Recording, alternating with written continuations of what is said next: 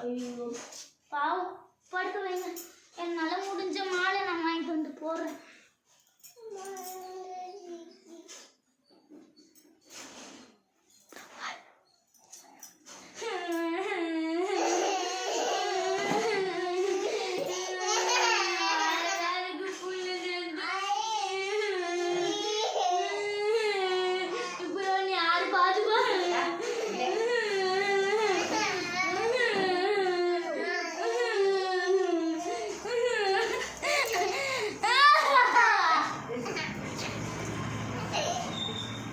சொல்லு புள்ள செத்து சினிமா